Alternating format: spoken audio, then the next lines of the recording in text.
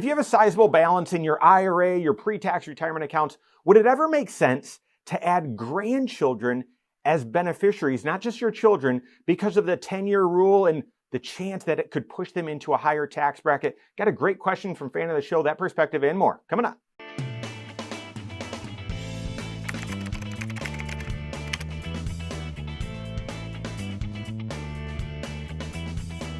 The 10-year rule for inheriting or leaving behind retirement assets, it's just changed planning in so many different ways. And I think we're still on the early edge of that, okay? So the 10-year rule, what I'm talking about is from the Secure Act 1.0, which was passed at the end of 2019, went into effect 1/1 of 2020. This had nothing to do with COVID, was not connected to any of the stimulus. This was a big sweeping tax law changes before we were about to enter COVID and all those other tax law changes. And what it did is a lot of things, but the main one is it shifted the rules around withdrawing from retirement accounts when you inherit dollars or when you leave dollars to the next generation. Prior to, and folks that are, have inherited dollars from someone that passed away before 1/1 of 2020, you're still grandfathered into these old rules. And that is, well, you can take out as much as you want, but you are required to take out at least a minimum amount throughout the rest of your life. Okay, so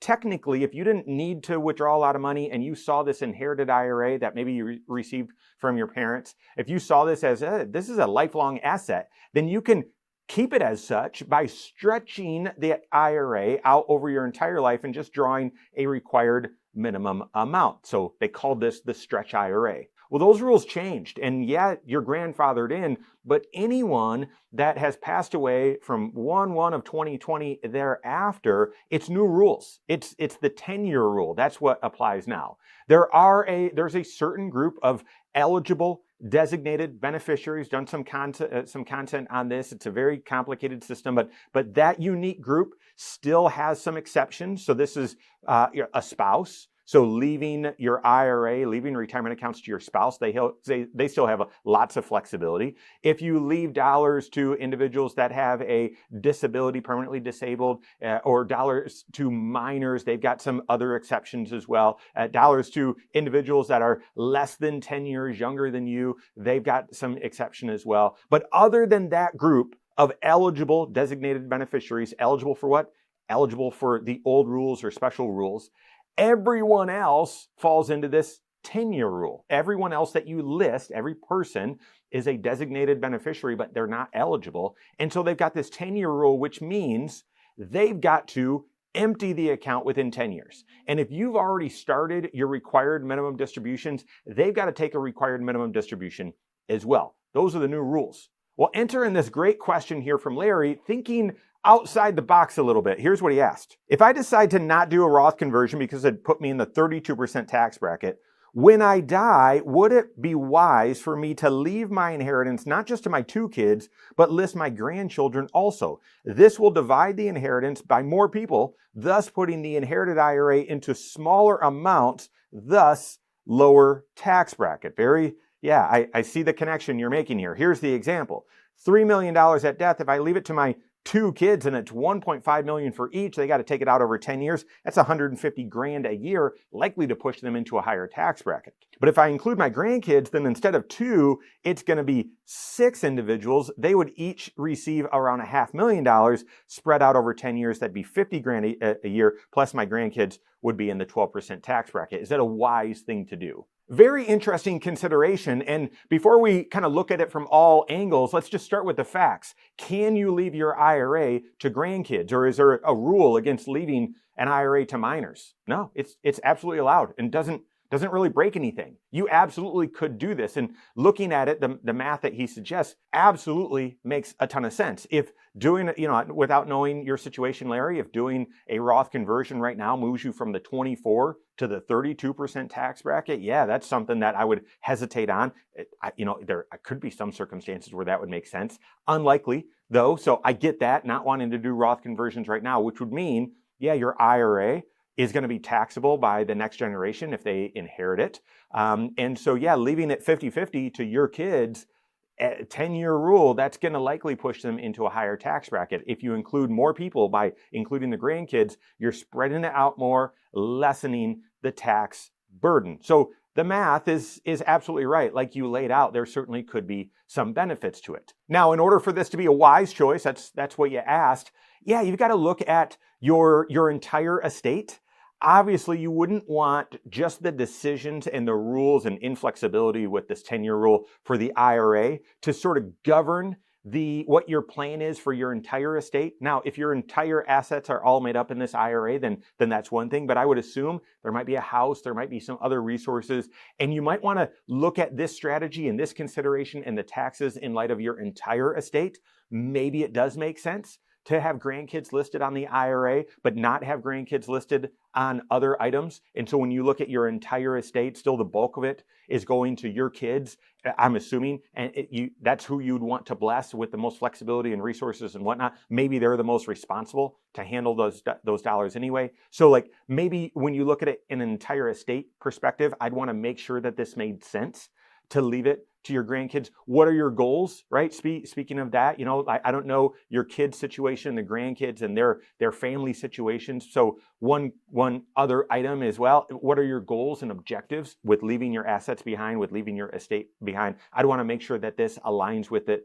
But just from a tax standpoint, if the other items, it aligns with my goals, it aligns with their situation, it's something that I'd want to do, makes sense in my entire estate situation, I just really needed to confirm that the taxes, that this would be a tax benefit, it would. So the math is right. A few other things to consider though, okay? One is, I don't know, Larry, I'm not sure your age, I'm not sure like the perspective that you're kind of planning over. I wonder if doing partial Roth conversions along the way may counter some of this, right? So you mentioned that doing a Roth conversion right now is going to push you into the 32% tax bracket. That very well may be, just doing a little bit of Roth conversion each year is going to push me into 32.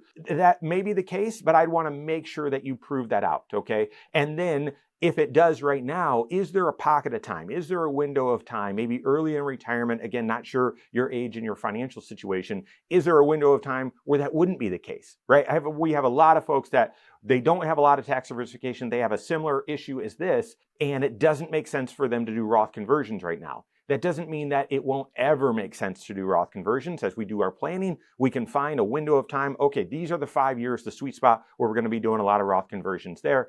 And so maybe that makes sense for you. So that's one. Second is I mentioned the different rules of eligible designated beneficiaries and so on. Well, if the grandkids are minors, meaning under the age of majority, for most states that's age 18, technically the 10-year rule doesn't start until they turn 18, okay? Technically it doesn't start until they turn 18. So it's possible even the money to grandkids could mean the dollars stay sheltered for a little bit longer, okay? They still require distributions, all that sort of stuff, but the 10-year rule wouldn't start until age 18.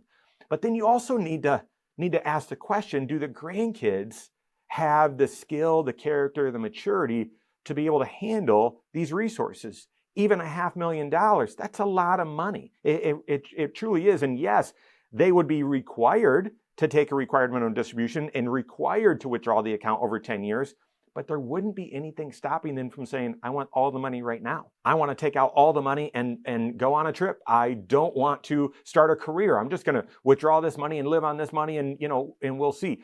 I'm not sure the character, the skill, maturity, and all that sort of stuff for a grandchild to be able to handle this sort of money. Maybe you're writing this question and you are 80 years old and in your 80s, and therefore your grandkids are already in their 30s and they've got the skill, character, maturity, and they would be great stewards of this. But I would want you to confirm that as well. And then a third consideration, and there's more, but just a third consideration is, do you have any charitable giving goals? Are you charitable? Are you currently giving to charity? Because that also may be an option, not for maybe $3 million of your IRA, and again, not sure the rest of your estate, but that may also be a reason or a way that you could look and say, oh, well, this might not be as taxable to the kids if we look at the entire estate and I want to do, some of my giving from it and I want to give a portion of my IRA to a charity, because doing so, then that gift is made and the charity withdraws money, and they're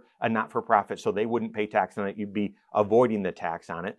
If so, okay, I'd want to make sure that that's part of an overarching giving plan that you work on with your CFP, but also note one of the big mistakes that people make is they say, oh, well, yeah, I want to give 10% of it to charity. Therefore, I'll list the charity as a 10% beneficiary. No, that restricts the options. That sort of breaks things down for all of the beneficiaries. What you would do is take 10%, say in that example, from that IRA, create a separate IRA for just that 10%, and the charity would be 100% beneficiary of just that one separate IRA. And then the rest of your IRA, you'd leave to kids, maybe grandkids. But if you're charitable, and if you have goals of being charitable, make sure that's infused and considered as part of the plan before you just quickly say, yep, I'm adding the grandkids as beneficiaries. So fantastic question, fantastic situation. Yes, it absolutely could make sense and absolutely might be something you want to consider. I'd want to make sure that it's part of a cohesive and comprehensive financial plan. Work with your certified financial planner on that. If you don't have a CFP on your team, you can contact one on my team. Find us online, Korhorn.com. That's Korhorn with K, wisemoneyextra.com. You can find us there as well, or give us a call, 574-247-5898. All right, there you have it. Go out and take your next wise step in your financial life.